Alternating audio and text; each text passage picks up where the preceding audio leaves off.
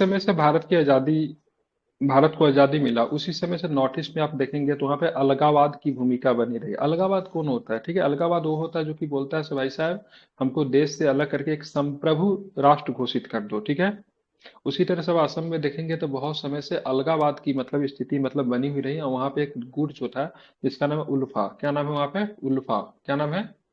उल्फा। ठीक है, तो उल्फा शांति समझौते पे हस्ताक्षर हस्ताक्षर किया गया है। ठीक है, तो सारे के सारे प्रश्न इसमें होंगे डिफेंस से होंगे। आईबी वगैरह के एग्जाम में खूब पूछा जाता है डिफेंस से प्रश्न, हालांकि हर एग्जाम में जरूरी है। ठीक है, केंद्र असम सरकार और उल्फा के वार्ता समर्थक ने, ठीक है, 29 दिसंबर 2023 को ऐतिहासिक त्रिपक्षीय शांति समझौते पे हस्ताक्षर किया। अब ये त्रिपक्षीय शांति समझौता क्या होता है? ठीक है, तो त्रिपक्षीय शांति समझौता में असम सरकार थी, ठीक है, भारत सरकार थी, ठीक है, उसके बाद और कौन थी? तो उल्फा थी। ठीक है, ध्यान में रखेंगे। ठीक है, कौन थी? उल्फा थी। ठीक है, इनको आपको ध्यान में रखना है। तो ये त्रिपक्षीय शांति समझौता हुआ United Liberation Front of Assam. ठीक है, उल्फा का फुल फॉर्म क्या होता है? United Liberation Front of Assam होता है। ठीक है, क्या होता है? क्या होता है? तो क्या बताएंगे? United Liberation Front of Assam ULFA होता है। स्थानीय लोगों के लिए एक संप्रभु असम स्थापित करने की मांग है। मतलब इनका कहना है सब भाई साहब क्या करो, असम को एक न्यू नेशन बना दो। ठीक है, एक नया राष्ट्र बना दो। और आपको तो पता है भारतीय संघ में एक बार एंट्री है, लेकिन एंट्री के बाद यहाँ से निकलने का कोई मतलब वो सुविधा नहीं है। ठीक है, आने के लिए है, संवैधानिक नियम क्या है? आने के लिए है, निकलने के लिए कोई वो नहीं है। इस संप्रभु असम की मांग कर रहा है। ठीक है, केंद्र सरकार और उल्फा गुट के बीच लगातार बातचीत का नेतृत्व, ठीक है, ध्यान में रखेंगे, लगातार बातचीत करने तो अरविंद जारखोवा जो कि उल्फा पक्ष ने किया। ठीक है, तो यहाँ पे उल्फा की तरफ से केंद्र सरकार के साथ बातचीत कौन कर रहा था? अरविंद जारखोवा। अब यहाँ पे देखेंगे दिक्कत क्या है ना, उल्फा के अंदर भी दो गुट है। एक अरविंद जरखोवा का गुट है, सॉरी, अरविंद राजखोवा का गुट है, एक गुट और भी है। तो अरविंद राजखोवा वाला गुट ने तो समर्पण कर दिया। ठीक है, जबकि दूसरा गुट जो है वो बोलता है से नहीं, ये उल्फा का असम का मतलब जो नेतृत्व जो है सो मतलब अरविंद जारखोवा नहीं, राजखोवा नहीं कर रहा है। ठीक है, दूसरा गुट इसको मानने के लिए तैयार नहीं है। आप देखेंगे उल्फा को लेकर हम लोग देखेंगे तो उल्फा की बात करेंगे तो फुल फॉर्म क्या होता है? United Liberation Front of Assam होता है। क्या होता है? United Liberation Front of Assam. ठीक है, ध्यान में रखें, इसकी स्थापना 1979 को असम के शिवसागर में हुआ। और ध्यान में रखिएगा इसका जो था ना, ध्यान में रखेंगे, एक जो है सो कौन है? अरविंद राजखोवा, दूसरा क्या है? परेश बरुआ। तो मैंने ऑलरेडी बताया था भाई साहब दो गुट है इसमें उल्फा के अंदर। एक तो मतलब अरविंद राजखोवा वाला गुट है, उसने मतलब क्या किया? भारत सरकार के साथ शांति समझौता कर लिया, हथियार डाल दिए।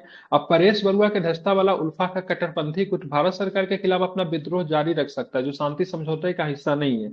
तो दूसरा गुट का नेतृत्व कौन कर रहा था? परेश बरुआ। कौन कर रहा है?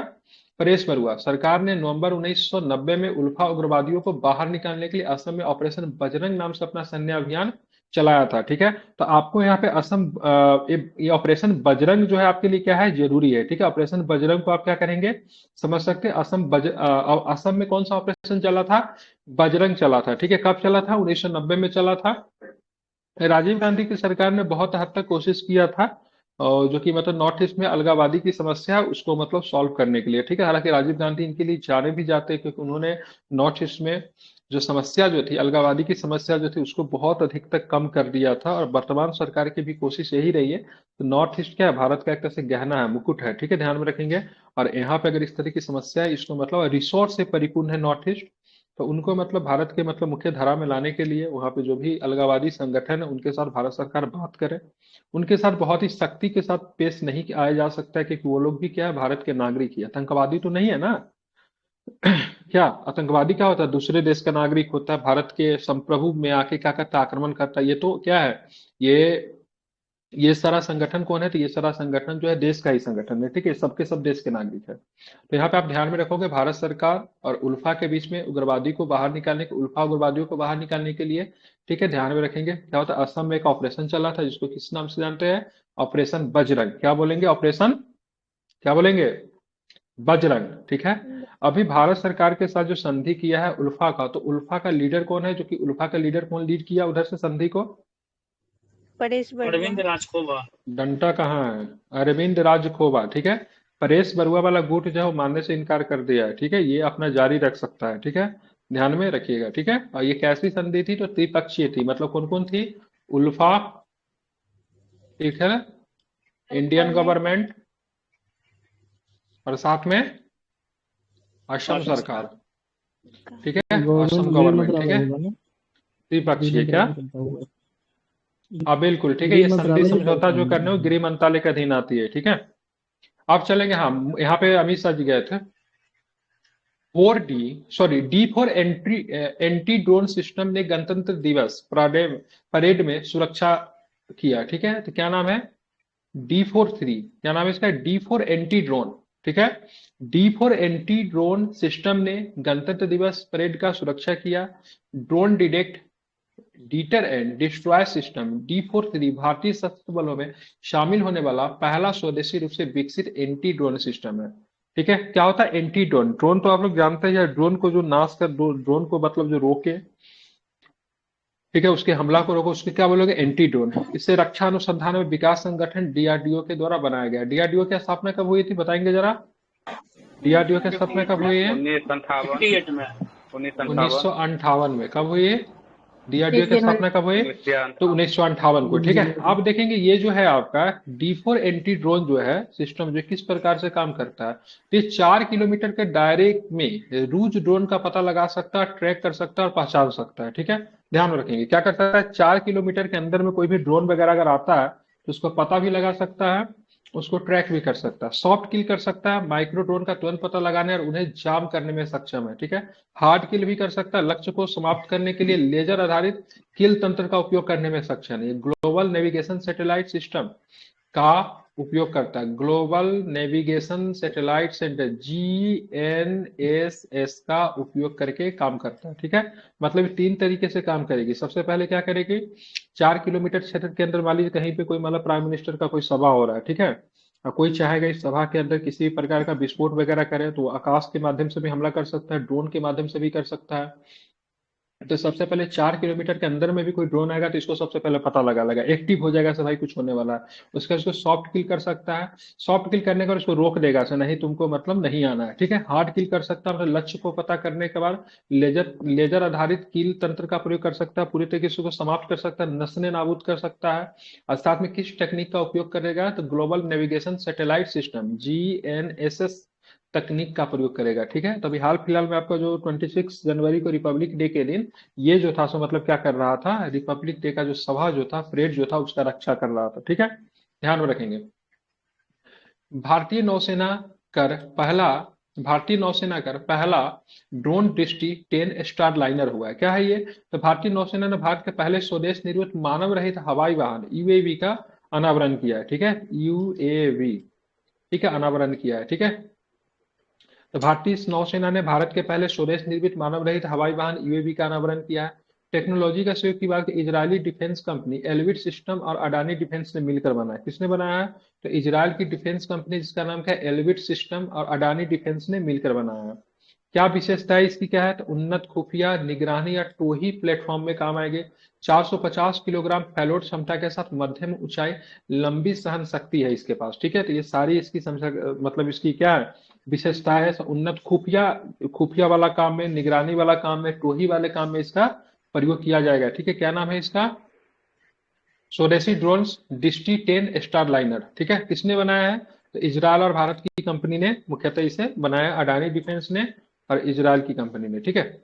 नाटो के, ठीक है, एस्टा क्या नाम है इसको, एस्टानैड 4678 परमाणु के साथ ये केवल हर मौसम के लिए उपयुक्त सैन्य मंच है, ठीक है।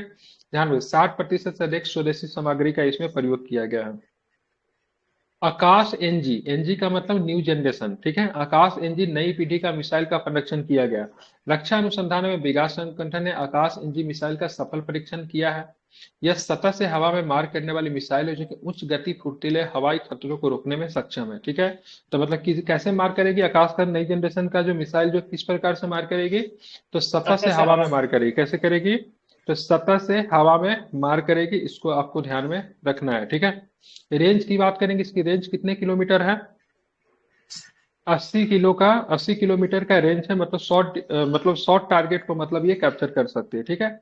इसका सक्रिय इलेक्ट्रॉनिक्स रूप से स्कैन किया गया एरे मल्टी एक्शन रडार एक ही प्लेटफॉर्म पे सभी 3 कार्यों खोज, ट्रैक और अग्नि नियंत्रण की सुविधा प्रदान करता है। ठीक है, तो आपको आकाश का न्यू जनरेशन का मिसाइल परीक्षण किया गया, जो कि शॉर्ट डिस्टेंस के लिए है और 80 किलोमीटर का इसका मारक क्षमता है, इतना आपको ध्यान में रखना है। ठीक है, आप चलेंगे ऑपरेशन सर्वशक्ति। ठीक है, एक ऑपरेशन चली थी जिसका नाम क्या है, सर्वशक्ति। क्या नाम है ऑपरेशन का? तो ऑपरेशन का नाम क्या है आपका, सर्वशक्ति। ठीक है, क्या पर्पज से? तो पीर पंजाल पर्वतमाला में दोनों पर संयुक्त आतंकवाद विरोधी अभियान है। ठीक है, पीर पंजाल पर्वतमाला आपको कहाँ पे मिलेगा, कहाँ पे मिलेगा? जम्मू कश्मीर। जम्मू कश्मीर में। ठीक है, ध्यान रखिए, तो पीर पंजाल पर्वतमाला के दोनों पर संयुक्त आतंकवाद विरोधी अभियान है, जिसका नाम क्या है, ऑपरेशन सर्वशक्ति। सेना ने जम्मू कश्मीर के राजौरी पूंछ सेक्टर में ऑपरेशन सर्वशक्ति शुरू किया था। कहाँ पे सेना के द्वारा किया गया है? राजौरी के पूंछ सेक्टर में ऑपरेशन सर्वशक्ति का शुरू किया गया। इसने कई हमलों को अंजाम देने वाले आतंकवादियों को निशाना बनाने के लिए पीर पंजाल रेंज के दोनों किनारों पे सेना ने तैनात किए। ठीक है, ध्यान रखेंगे। कोलंबो सिक्योरिटी कॉन्क्लेव, इससे एग्जाम में प्रश्न आ सकता है। ठीक है, ध्यान रखिए, क्योंकि इसमें चाइना ने इसका, मालदीव शायद इसमें नहीं गया है। ठीक है, ध्यान में रखेंगे। ठीक है, हाँ, किस मालदीव शायद इसमें पार्टिसिपेट नहीं किया है, इस चर्चा का विषय बना हुआ था। ठीक है, आप देखिए कोलंबो सिक्योरिटी कॉन्क्लेव, मालदीव शामिल है लेकिन इसमें गया नहीं था। ठीक है, एक बार चेक कर लीजिए, मालदीव शायद इसमें गया नहीं है। ठीक है, मतलब वहां पे जब सिक्योरिटी कॉन्क्लेव हुआ तो उसमें मालदीव है लेकिन मालदीव पहुंचा नहीं, एक बार गूगल करके देख लीजिए। ठीक है, भारत के राष्ट्रीय सुरक्षा सलाहकार एनएसए, नेशनल सिक्योरिटी नहीं एडवाइजर। गया ठीक है, था, वो इश्यू हो गया था मोदी जी वाला तो। हाँ, तो इसीलिए नहीं गया था। ठीक है, भारत के राष्ट्रीय सुरक्षा सलाहकार हाल ही में कोलंबो सुरक्षा कॉन्क्लेव की 6ठी एनएसए बैठक में भाग लिया। ठीक है, हर देश का अपना एनएसए होता है, भारत का भी। भारत के एनएसए कौन है? डोभाल साहब है। ठीक है, डोभाल साहब, ध्यान में रखिएगा, यह क्षेत्रीय सुरक्षा समूह है। इसमें कौन कौन शामिल है, यही एग्जाम में आपसे पूछेगा, कौन कौन शामिल है। तो भारत, श्रीलंका, और मतलब भारत है, श्रीलंका है, मालदीव है, मॉरिशस शामिल है। कौन कौन शामिल है इसमें? कोलंबो सिक्योरिटी कॉन्क्लेव में कौन कौन शामिल है, नाम बताइए। भारत, श्रीलंका, मालदीव और मॉरिशस। बिल्कुल, भारत है, श्रीलंका है, मालदीव है, मॉरिशस शामिल है। ठीक है, ध्यान में रखिएगा, इंपॉर्टेंट है। ठीक है, ये सब इसमें क्या है, शामिल है। ठीक है, ध्यान में रखेंगे। बांग्लादेश और सेशल 2 पर्यवेक्षक है। ठीक है, ये क्या है, तो दोनों के दोनों पर्यवेक्षक देश है। ठीक है, पर्यवेक्षक देश कौन कौन है, तो क्या बताएंगे, बांग्लादेश और सेशल्स। ठीक है, तो बांग्लादेश और सेशल की बात करेंगे। क्या होता है सर, क्या? पर्यवेक्षक क्या होता है? पर्यवेक्षक का मतलब होता है ऑब्जर्वर कंट्री होता है। ठीक है, जैसे भारत की बात करें, भारत जो है G7 का मेंबर है, नहीं है, लेकिन मोदी जी को बुला लिया जाता है, बुलाता है ना मोदी जी को। भारत ओपेक का मेंबर है लेकिन नहीं है, लेकिन ओपेक पे मेहमान देश के तौर पर भारत को बुलाया गया था। तो इसी तरीके से बुलाया जाता है, मीटिंग जो होता है, महत्वपूर्ण देश मेंबर नहीं भी रहे फिर भी उसको ऑब्जर्वर कंट्री के तौर पे बुलाया जाता है। ठीक है, तो यही पर्यवेक्षक देश है। तो एग्जाम में पूछेगा, बताओ कौन कौन पर्यवेक्षक देश है, तो क्या बताएंगे? बांग्लादेश और सेशल्स। ठीक है, ध्यान रखेंगे, क्या होगा, तो आपको ध्यान में रखना है। तो यहाँ पे बांग्लादेश और सेशल्स दोनों के दोनों क्या है, तो पर्यवेक्षक देश है। ठीक है, इतना आपको ध्यान में रखना है, महत्वपूर्ण है। ठीक है, बहुत ज्यादा इंपॉर्टेंट है, इसको आपको कौन कौन से देश इसमें सदस्य है, तो क्या बताएंगे? भारत, श्रीलंका, मालदीव। बिल्कुल ठीक है, तो भारत है, श्रीलंका है, मालदीव है, और कौन है, तो ध्यान में रखिएगा, और कौन सा देश है, तो आप इसमें मॉरिशस भी शामिल है। ठीक है, ध्यान में रखिएगा, ये आपके लिए महत्वपूर्ण है। ठीक है, कोलंबो में स्थित एक अस्थायी सचिवालय, इसकी स्थापना 2021 में की थी। कितने नंबर का था ये? 6 नंबर का था। कितने नंबर का था? 6 नंबर का था। भारत की तरफ से एनएसए ने पार्टिसिपेट किया था, जिनका नाम क्या है, हमारे एनएसए का अजीत डोभाल साहब। ठीक है, आप देखेंगे AS-24 कील जॉय क्या है, तो रूस ने हाल में ही अपनी AS-24 कील जॉय हाइपरसोनिक मिसाइल का इस्तेमाल किया। ठीक है, तो ये जो है AS-24 कील जॉय जो है, ठीक है, मतलब कील करेगा लेकिन जॉय के साथ। ठीक है, क्या ये हाइपरसोनिक मिसाइल है, कैसा है, हाइपरसोनिक मिसाइल है। ठीक है, माइक मन कीजिए जहां से आवाज आ रही है। इसे अजय हथियार के रूप में पेश किया गया। यह परमाणु सक्षम रूसी हवा से प्रक्षेपित हाइपरसोनिक बैलिस्टिक मिसाइल है। अधिकतम गति कितनी हो सकती है, 10 मैक की। भारत के पास हाइपरसोनिक मिसाइल नहीं, हमारे पास जो है ब्रह्मोस जो है कैसा है, सुपरसोनिक क्रूज मिसाइल है। कैसा है, सुपरसोनिक है। ठीक है, इसकी अधिकतम गति 10 मैक हो सकते हैं, मतलब 12,350 किलोमीटर प्रति घंटा इसकी अधिकतम गति हो सकती है। इसकी अनुमानित सीमा की बात करेंगे 1500 से 2000 किलोमीटर तक इसकी अनुमानित सीमा होगी, किसकी, AS-24 कील जॉय की। ठीक है, ध्यान रखिए क्या है, तो ये क्या है, ये हाइपरसोनिक है। कैसा है, हाइपरसोनिक। ठीक है, बैलिस्टिक मिसाइल है। ठीक है, स्पीड, इसकी अधिकतम स्पीड कितनी हो सकती है, 10 मैक, ठीक है, ध्यान में रखेंगे। तो 10 मैक इसकी 5 अधिकतम मैक से स्पीड हो सकती है। हाइपरसोनिक होता है, वो 5 मैक से जो अधिक होता है वही ना हाइपरसोनिक होता है। हाइपरसोनिक 5 मैक से अधिक और सुपरसोनिक होगा 5 मैक से कम, ठीक है। लेकिन अधिकतम की बात करेंगे तो 10 मैक होगा मिनिमम। तो जो भी हाइपरसोनिक होगा उसका 5 मैक कम से कम तो होगा ही, ठीक है। ये तो अधिकतम की 10 बात कर जब हो रहा है, ठीक जाएगा, है। तो 10 हो जाएगा हम्म। तो सुपरसोनिक में हो जाएगा, तो 5 से अधिक हो गया तो हाइपरसोनिक में आ जाएगा। तो हाइपरसोनिक ही तो है ये ना, ये कील जो है अच्छा हाँ, 24 रूस का है, ठीक हाइपरसोनिक है। सुपरसोनिक थोड़ी नहीं, ठीक हाइपरसोनिक मिसाइल है ये, ठीक है। ठीक है सर। अब यहाँ पे देखें, ईरानी नौसेना में शामिल 2 स्मार्ट मिसाइल शामिल किया गया ईरानी नौसेना ने, ठीक है। ईरान की नौसेना ने अपने शस्त्रागार में क्रूज मिसाइल, ठीक है, तलाई और नासिर को शामिल किया। किसको? तलाई और नासिर को शामिल किया। दोनों को दोनों क्या है? तो दोनों को दोनों मतलब क्या है? दोनों को दोनों क्रूज मिसाइल है, ठीक है। ये मिसाइल दिशा और टारगेट बदलने में सक्षम है, ठीक है। दिशा भी बदल सकती है और साथ में क्या कर सकती है? टारगेट भी बदल सकती है। रूस ने 2 परमाणु संचालित पनडुब्बियों का अनावरण किया है, ठीक है। तो रूस ने 2 परमाणु संचालित पनडुब्बियों का अनावरण किया। इसका नाम क्या है? इसका नाम है कार्सनो यास। क्या नाम है? कार्सनो यार्स। और क्या नाम है? सम्राट अलेक्जेंडर तृतीय, ठीक है। सम्राट अलेक्जेंडर तृतीय कार्सनो यार्स नामक 2 नवनिर्मित परमाणु संचालित पनडुब्बी का अनावरण किया। एग्जाम में कैसे प्रश्न पूछेगा? रूस के द्वारा, ठीक है। नहीं पूछे, ऐसे पूछे रूस के द्वारा परमाणु संचालित पनडुब्बियों का अनावरण किया, वो इनमें से कौन है, ठीक है। तो ध्यान में रखें, कार्सनोयार्स और सम्राट अलेक्जेंडर तृतीय। फतह 2 रॉकेट की बात करेंगे। फतह 2 रॉकेट क्या है? तो पाकिस्तान ने स्वदेश में विकसित guided multi launch rocket system फतह 2 का सफल उड़ान परीक्षण किया था। पाकिस्तान भी कुछ जगह, लेकिन बेचारा मात्र 400 किलोमीटर इसका रेंज है।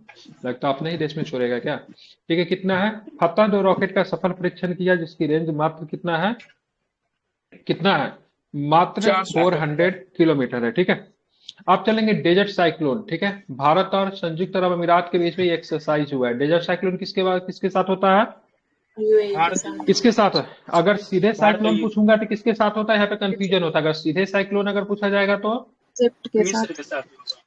बिल्कुल, अगर सीधे साइक्लोन पूछा जाएगा तो बताओगे आप मिस्र के साथ। लेकिन अगर उसी में अगर मैं पूछूं डिजर्ट साइक्लोन, या डिजर्ट साइक्लोन की बात करेंगे तो ध्यान में रखेंगे तो यूएई के साथ होता है, ठीक। कहाँ पे हुआ है ये भी आपसे पूछा जाएगा तो क्या बताएंगे? कहाँ पे हुआ है? राजस्थान में। बिल्कुल, राजस्थान में हुआ। कहाँ पे हुआ? राजस्थान में हुआ, ध्यान में रखेंगे। पहला भारत यूएई संयुक्त वायुसेना अभ्यास सितंबर 2008 में अबू धाबी के, ठीक है, अल धापरा बेस पे हुआ था, ठीक है। अल धापरा बेस इंपोर्टेंट बेस है, चर्चा में रहता है अल धापरा बेस, ठीक है। तो अल धापरा बेस अबू धाबी में हुआ था। भारत और यूएई के बीच में वायुसेना का पहला अभ्यास सितंबर 2008 में कहाँ पे हुआ था? अबू धाबी के अल धापरा बेस में, ठीक है। अभी की बात करेंगे, डेजर्ट साइक्लोन की बात करेंगे तो किसके साथ होता है? भारत और यूएई के साथ। इस बार की बात करेंगे 24 वाला, तो कहाँ पे हुआ? राजस्थान में, ठीक है। अगर सीधे आपसे साइक्लोन पूछा जाएगा तो किसके साथ होता है? तो मिस्र के साथ सीधा सीधा साइक्लोन होता है, ठीक है, ध्यान में रखेंगे, ठीक है। आप चलेंगे एक्स अयुत्या अभ्यास, ठीक है। कौन सा अभ्यास है? एक्स अयुत्या अभ्यास किसके साथ हुआ है? ध्यान रखिए, भारतीय नौसेना रॉयल थाई नेवी के बीच पहला द्विपक्षीय अभ्यास है, ठीक है। अभी देखेंगे यहाँ पे, अब थाईलैंड पे जाओगे तो वहां पे भी राजा वगैरह होता है, ठीक है। संवैधानिक राजतंत्र है वहां पे, ठीक है। तो ये अभ्यास किसके साथ हुआ? एक संयुक्त अभ्यास किसके साथ हुआ है? तो भारत और थाई नेवी के साथ हुआ है, ठीक है। एक संयुक्त, 2 सबसे पुराने शहर भारत भारत में अयोध्या और थाईलैंड में अयोध्या के महत्व का प्रतीक है। ये अयोध्या क्या है? What is Ayodhya? ये थाईलैंड का एक शहर है, ठीक है, पुराना शहर है। भारत में मतलब क्या? अयोध्या। दोनों का बीच मतलब क्या है? प्रतीक है। रामायण का कुछ स्टोरी जो है ना अयोध्या से मिलता है, ठीक है। रामायण की कुछ स्टोरी जो है अयोध्या से मिलता है, ठीक है। कुछ स्टोरी जो है उसका थोड़ा अलग टाइप का स्टोरी है, मतलब सीता माता का मतलब कुछ संबंधित है। उनका थाईलैंड से किसी न किसी रूप में संबंध रहा है, ठीक है। तो आप देखिएगा राम मंदिर वगैरह बना था तो थाईलैंड में भी खुशी का था। गूगल करेंगे तो पता चल जाएगा, रामायण का कुछ कनेक्शन थाईलैंड से है। क्योंकि जब यहाँ पे रामलीला वगैरह होता है तो थाईलैंड की महारानी वगैरह आती थी, देखते देखते हुएगा आप लोग, जो कि एकदम भारतीय वेशभूषा में आपको कई जगह पे आपको देखने को मिला, जो कि अयोध्या में भी कई बार आई है, ठीक है। तो यहाँ पे देखिए, एक से अयोध्या, 2 पुराने शहर भारत में अयोध्या, थाईलैंड में अयोध्या के महत्व का प्रतीक है। दोनों के बीच में एक्सरसाइज होती है, और ये एक्सरसाइज की बात करेंगे नेवी की एक्सरसाइज है, ठीक है। 12वां मिलन 2024 का अभ्यास, ठीक है। तो भारतीय नौसेना की बहुराष्ट्रीय अभ्यास मिलन कहाँ पे हुआ? विशाखापट्टनम में, ठीक है। ये बहुराष्ट्रीय है, ठीक है। कहाँ पे है? बहुराष्ट्रीय है। भारतीय नौसेना का किस प्रकार का अभ्यास है? बहुराष्ट्रीय अभ्यास है। कहाँ पे हुआ है? तो विशाखापट्टनम में हुआ, जो कि आंध्र प्रदेश में पड़ता है। मिलन 24 अभ्यास में 2 चरण शामिल होंगे, बंदरगाह चरण, हाँ, दूसरा कौन सा है, समुद्री चरण, ठीक है। इसकी शुरुआत कब हुई थी, मिलन की शुरुआत कब हुई थी, कब हुई थी मिलन की शुरुआत? तो ध्यान रखें, मिलन की शुरुआत की बात करें 1995 में भारत की पूर्व की ओर देखो नीति, ठीक है। लुक लुक फॉर पॉलिसी की बात, लुक फॉर पॉलिसी ईस्ट की तरफ जो है ना, क्या बोलते हैं, look forward policy through east. हाँ ठीक है, तो पूर्व की ओर देखो नीति के अनुरूप 4 देश में होता है, इंडोनेशिया, सिंगापुर, श्रीलंका, थाईलैंड की भागीदारी के साथ हुई थी, ठीक है। तो कौन कौन देश है मिलन एक्सरसाइज में, बहुराष्ट्रीय है, कौन कौन देश है? Indonesia, Indonesia, Singapore, Sri Lanka, Thailand, ठीक है। सबका नाम महत्वपूर्ण है, आप इनका नाम याद रखेंगे, ठीक है। कौन कौन सा देश है? इंडोनेशिया है, सिंगापुर है, श्रीलंका है, थाईलैंड है, ठीक है, ध्यान में रखेंगे, ठीक है। आप चलेंगे सी ड्रैगन अभ्यास, ठीक है। भारतीय नौसेना के नेतृत्व में सी ड्रैगन पनडुब्बी रोधी युद्ध अभ्यास 8 से लेकर 24 जनवरी तक हुआ, ठीक है। कौन कौन से देश इसमें प्रतिभागी है? सी ड्रैगन अभ्यास में कौन कौन से देश शामिल है, ध्यान रखें। मुख्य देश संयुक्त राज्य अमेरिका, ऑस्ट्रेलिया, भारत और जापान, सबके सब क्वाड में है ना ये सब, ठीक है। तो सबके क्वाड नेशन कह सकते हैं, क्वाड नेशन, और साथ में मतलब क्या है, कनाडा और दक्षिण कोरिया, ठीक है, ध्यान में रखिएगा, इंपॉर्टेंट है, ठीक है।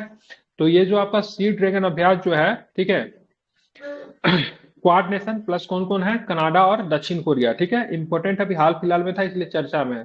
कहाँ पे हुआ था? गुआम में, संयुक्त अमेरिका का एडरसन वायुसेना बेस में। तो कहाँ पे हुआ है? संयुक्त राज्य अमेरिका के गुआम प्रांत में, गुआम प्रांत में एडरसन वायु सेना के जो बेस जो है वहां पे यह अभ्यास हुआ है, ठीक है।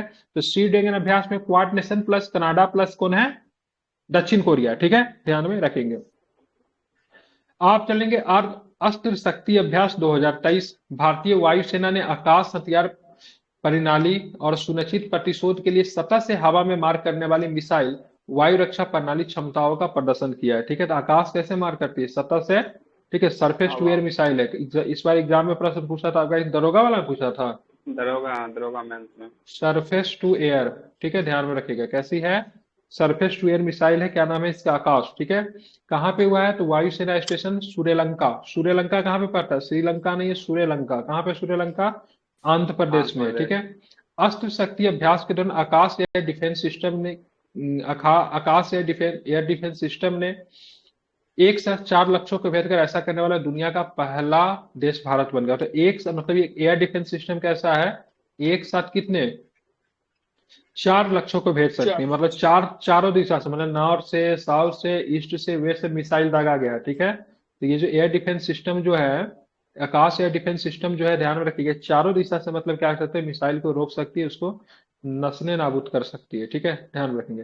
तो अस्त्र शक्ति अभ्यास की बात करेंगे तो भारतीय वायुसेना ने आकाश हथियार प्रणाली, ठीक है, को सुनिश्चित प्रतिशोध के लिए सतह से हवा में मार करने वाली मिसाइल वायु रक्षा मिसाइल प्रणाली क्षमताओं का प्रदर्शन किया, ठीक है। एडीएस बोलते हैं, क्या बोलते हैं उसको? एडीएस, ठीक है। क्या होता है? एयर डिफेंस सिस्टम होता है। क्या होता है? Air defence system. जैसे बात करेंगे हमारे पास क्या है, तो हमारे पास एयर डिफेंस सिस्टम है अपना है, वसुंधरा को हमने किया है। एक और कौन है एयर डिफेंस सिस्टम में वसुंधरा के अलावा? समर है। कौन सा है? समर है, ठीक है। S-400 हमारा नहीं है, रूस से हमने खरीदा है, ठीक है। S-400 है। थार किसका? थार की बात करेंगे, यूएसए का थार है, ठीक है। क्या है? यूएसए का क्या है? थार है। ये सब एयर डिफेंस सिस्टम है। आप बोलोगे एयर डिफेंस सिस्टम का असल क्या रोल है?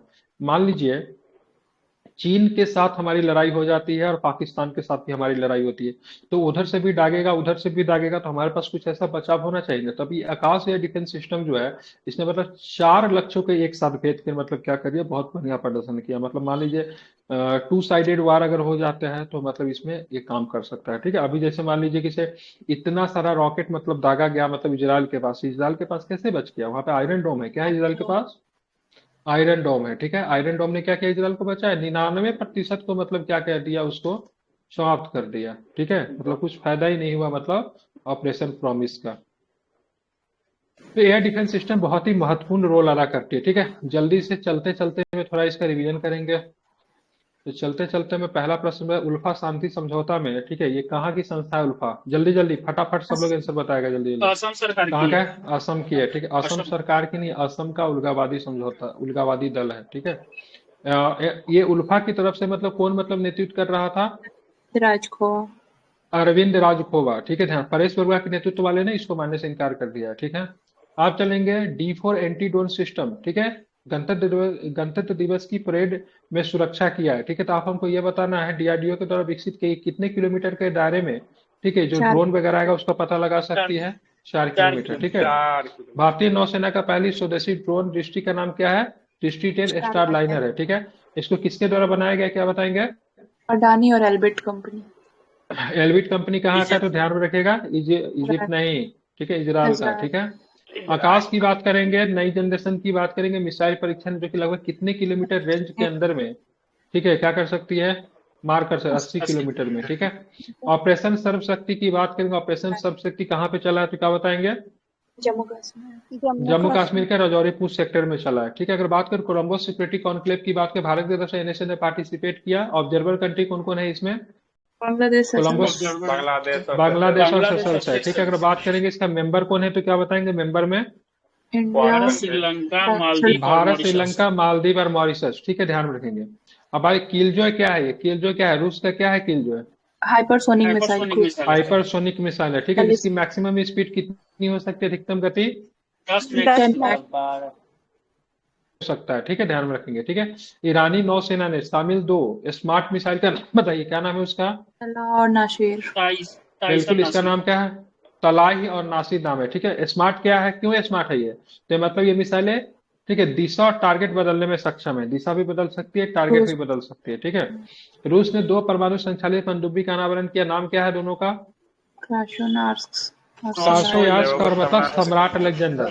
फतह 2 रॉकेट किसका रॉकेट है जिसका सफल परीक्षण किया गया है? पाकिस्तान का। बिल्कुल, ठीक है। डेजर्ट साइक्लोन किसके साथ होता है, क्या बताएंगे? भारत। यूएई के साथ। यूएई कहाँ पे हुआ है तो क्या बताएंगे, कहाँ पे हुआ है? राजस्थान में। ठीक है। किसका, नेवी का है या फिर मतलब एयरफोर्स का है, किसका है ये? सैन्य अभ्यास। ये सैन्य अभ्यास है, ठीक है, ध्यान में रखेंगे, ठीक है। पहला भारत संयुक्त वायुसेना अभ्यास कहाँ पे हुआ था? 2008 में अबू धाबी के कौन से बेस पे? अल धाफरा, ठीक है। एक संयुक्त एक्सरसाइज अयोध्या हुआ है, किसके साथ हुआ है एक्सरसाइज अयोध्या, क्या बताएंगे? ये हुआ भारतीय सेना और रॉयल थाई नेवी के साथ। बिल्कुल, रॉयल थाई के साथ हुआ है, ठीक है। और ये अयोध्या की बात करेंगे और अयोध्या की बात करें, दोनों को दोनों क्या है, इतिहास मतलब क्या, धार्मिक शहर है, ठीक है। बिल्कुल। ये बात करें मिलन अभ्यास किसके साथ हुआ है? मिलन अभ्यास Quad+2। बहुराष्ट्रीय है, किसके? इंडोनेशिया, श्रीलंका, सिंगापुर, थाईलैंड के साथ होता है, ठीक है। विशाखापट्टनम में हुआ है मिलन 24, बहुराष्ट्रीय है ये, ठीक है। सी ड्रैगन किसके साथ होता है? तो क्वाड प्लस कनाडा और दक्षिण अफ्रीका, ठीक है। कहाँ पे हुआ है? अमेरिका नौसेना के नेतृत्व में, हाँ, ठीक है, ध्यान में। कहाँ पे? गुआम, संयुक्त राज्य अमेरिका का एडरसन वायु सेना बेस में हुआ, ठीक है। अर्ध शक्ति अभ्यास की बात करेंगे तो ध्यान में रखिएगा, ये कौन से स्टेशन पे? श्रीलंका, आंध्र प्रदेश में हुआ, ठीक है। आकाश हथियार प्रणाली का यहाँ पे सफल परीक्षण किया, मतलब उसका चेक किया गया, परीक्षण किया गया, जो कि मतलब एक साथ मतलब क्या करे, 4 लक्ष्यों को भेद कर ऐसा करने वाला दुनिया का पहला बन गया, ठीक है। आज हमने बोला था से हम लोग आज क्या करेंगे, पुरस्कार और सम्मान को भी करेंगे, ठीक है।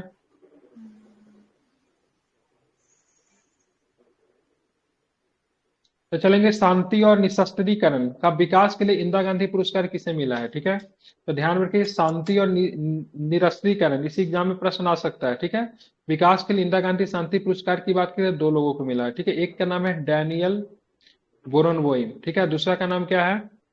अली अबू, ठीक है, क्या है? अब हाँ, बीके अली अबू अब्बाद। एक जो है पियोना वादक है, ठीक है। डेनियल बरेनबोइम की बात की, अर्जेंटीना के क्या है, तब ये क्या है, पियानो वादक है। क्योंकि अली अबू अब्बाद की बात करें, फिलिस्तीनी शांति के समर्थक है, ठीक है। या फिलिस्तीनी है जो कि शांति के समर्थक है, ध्यान में रखें, दोनों का नाम ध्यान में रखना है।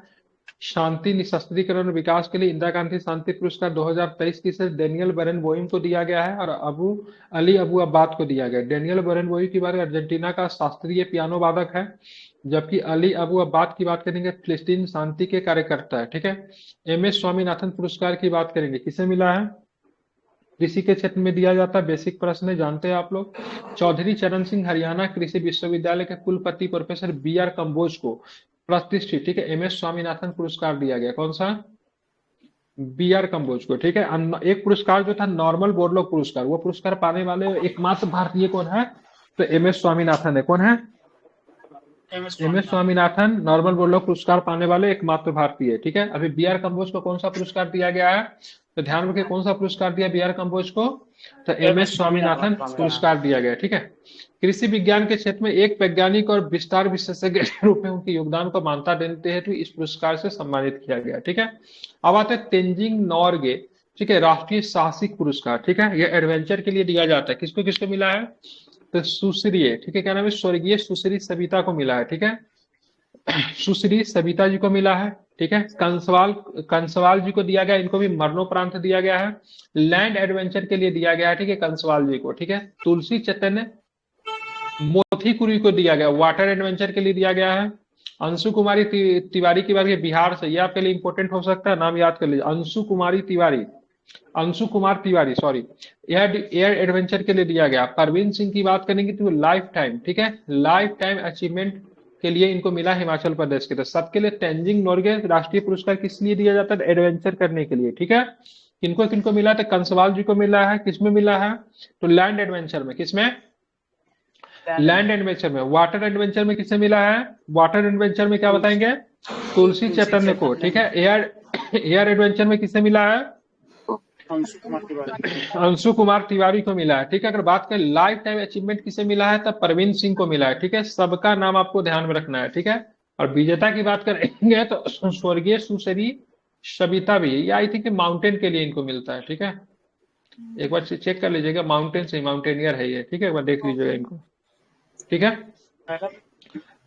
क्या पहला भी के ना थे जो चढ़े थे तेंजिंग नॉर्गे माउंट एवरेस्ट पे, तेंजिंग नॉर्गे 1953 में, ठीक है। एडमंड हिलेरी या तेंजिंग नॉर्गे जो थे माउंट एवरेस्ट की चोटी को फतेह किए थे, ठीक है। जबकि एडमंड हिलेरी की बात करें न्यूजीलैंड के है, ठीक है। तेंजिंग नॉर्गे जो थे उनको मार्ग दिखाने के लिए, जैसे माउंट एवरेस्ट पे आप डायरेक्ट नहीं चढ़ सकते, ठीक है, वहां पे नेपाल में जाएंगे ना तो वहां पे एक मतलब होता है एक समुदाय है जिनको बोलते हैं शेरपा, ठीक है। शेरपा समुदाय जो कि लोग जो होते हैं वो मतलब क्या करते हैं, मार्ग दिखाने का काम करते हैं। तेंजिंग नॉर्गे क्या थे, शेरपा थे जो एडमंड हिलेरी के साथ में थे उनको गाइड करने के लिए, ठीक है।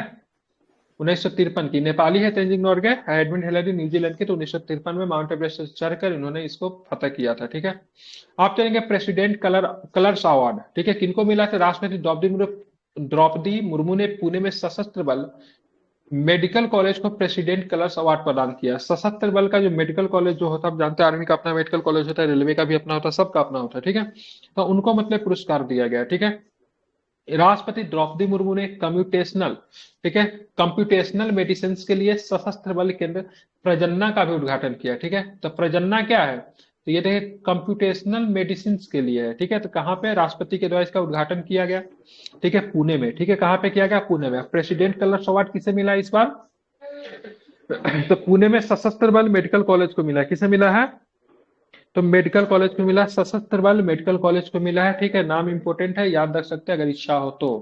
छठा रविंद्रनाथ टैगोर साहित्यिक पुरस्कार मिल गया, किसे मिला है, सुकृता पॉल कुमार को मिला है, किसे मिला है, सुकृता पॉल कुमार को मिला है, ठीक है। छठे रविंद्रनाथ टैगोर साहित्यिक पुरस्कार की बात करेंगे तो सुकृता पॉल कुमार को मिला है, ठीक है। यह पुरस्कार उनकी पुस्तक सॉल्ट एंड पेपर के लिए दिया गया, ठीक है, सिलेक्टेड पोएम्स के लिए दिया गया, ठीक है।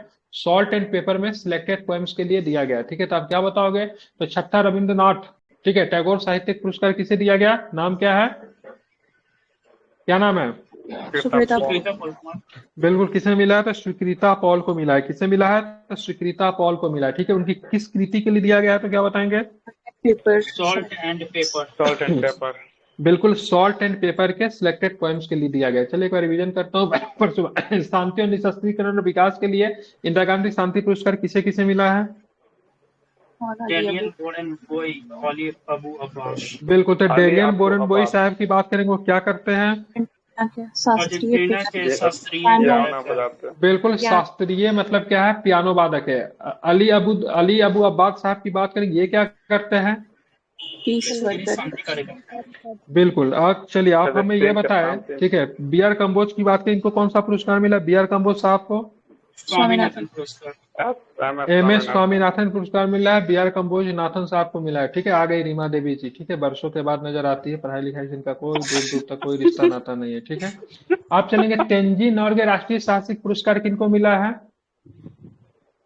को मिला है, अलग अलग 4 कैटेगरी लोगों में। को मिला है, ठीक है। तो आपको पता है लैंड एडवेंचर में किसे मिला है? सविता कंसवाल, सविता कंसवाल को मिला है, ठीक है। वाटर एडवेंचर में तुलसी चट, तुलसी चैतन्य को मिला है, ठीक है। एयर एडवेंचर में किसे मिला है? अंशु अंशु तिवारी, कुमार तिवारी, अंशु कुमार तिवारी को मिला है, ठीक है। लाइफ टाइम अचीवमेंट में किसे मिला है? प्रवीण प्रवीण सिंह, सिंह, परवीन सिंह को, ठीक है। प्रेसिडेंट कलर्स अवार्ड की बात करेंगे तो किसे मिला है president colours award? Medical college, medical बिल्कुल कॉलेज, मेडिकल कॉलेज मेडिकल को मिला है, कॉलेज। कम्प्यूटेशनल सॉरी सशस्त्र बल मेडिकल कॉलेज को मिला है, ठीक है। और यहाँ पे मुर्मू साहिबा की बात करेंगे तो कम्प्यूटेशनल मेडिसिन के लिए सशस्त्र बल केंद्र का उद्घाटन के नाम क्या उनका? प्रजन्ना, अजंदा, प्रजन्ना, ठीक है। रविंद्रनाथ टैगोर साहित्यिक पुरस्कार जो कि 6ठे नंबर का है, किसे मिला है? सुकृता पॉल, सुप्रीता पॉल कुमार, सुकृता पॉल को मिला है, बहुत सुंदर, ठीक है। ध्यान, यह पुरस्कार उनकी पुस्तक किसके लिए दिया गया है? Salt and salt and paper, paper, collected poems, बिल्कुल ध्यान में रखना है, सॉल्ट एंड पेपर्स के लिए आएगा। आप चलेंगे अंतर्राष्ट्रीय पुरस्कार में, तो 75 में क्रिएटिव आर्ट्स एमी अवार्ड किसे मिला है, ठीक है। तो ध्यान में HBO, ठीक है, एक चैनल है HBO, ठीक है, हॉलीवुड का मूवी भी देती है, ठीक है। HBO के द लास्ट ऑफ अस को सबसे ज्यादा 8 पुरस्कार मिले, ठीक है। द लास्ट ऑफ अस, ठीक है, ध्यान रखेंगे। तो 75वें क्रिएटिव अवार्ड्स एमी अवार्ड्स किसे मिला है सबसे अधिक पुरस्कार? HBO के द लास्ट ऑफ अस को सर्वाधिक मिला है। हाँ, उन्होंने अपनी नेटफ्लिक्स डॉक्यूमेंट्री श्रृंखला वर्किंग व्हाइट व्हाइट क्या लिखा है, white we do all day the middle के लिए उत्कृष्ट कथावाचक श्रेणी के लिए ये पुरस्कार जीता है, ठीक है। ध्यान में रखें HBO का द लास्ट ऑफ अस के लिए मिला है, इसको आपको ध्यान में रखना है, ठीक है। क्रिएटिव अवार्ड, मोदी जी ने भी एक क्रिएटिव अवार्ड शुरू किया है, ठीक है।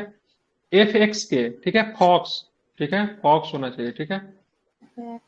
फॉक्स क्या लिखा है? FX लिखा हुआ है, ठीक है, एक फॉक्स चैनल तो है, ठीक है। चलेंगे द बियर, नेटफ्लिक्स ने वनडे वेडनेसडे और HBO के डे व्हाइट लेटर्स ने 4 पुरस्कार प्राप्त किए, ठीक है। तो FX के, ठीक है, द बियर, नेटफ्लिक्स के वेडनेसडे और HBO ने व्हाइट लेटर्स के लिए 4 पुरस्कार को प्राप्त किए, ठीक है। अब चले 21वां गोल्डन, ठीक है, 81 नंबर का गोल्डन ग्लोब अवार्ड हुआ है, ठीक है। ये बहुत इंपॉर्टेंट होगा, ठीक है। तो क्रिस्टोफर नोलन की मूवी को दिया गया जिसका नाम क्या है? ओपेनहाइमर, ठीक है।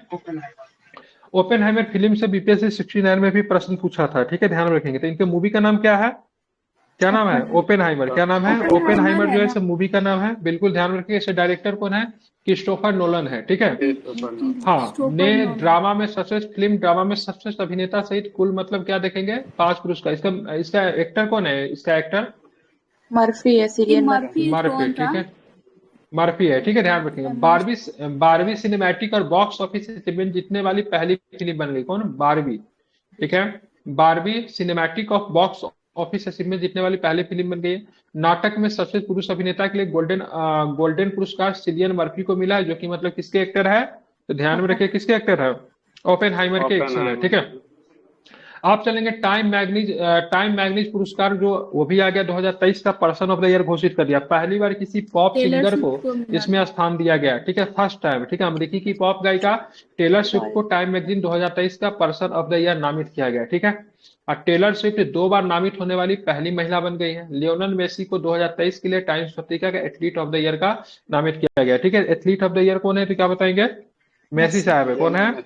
मेसी जो है, सो ध्यान में रखेंगे, एथलीट ऑफ द क्या है? ईयर है, ठीक है। इनका नाम महत्वपूर्ण है, याद रखेंगे, ठीक है। ये तो फर्स्ट टाइम कैम्ब्रिज हुआ का है। अवार्ड क्या? टेलर स्विफ्ट वाला लियोन मेसी का नाम टाइम पत्रिका में।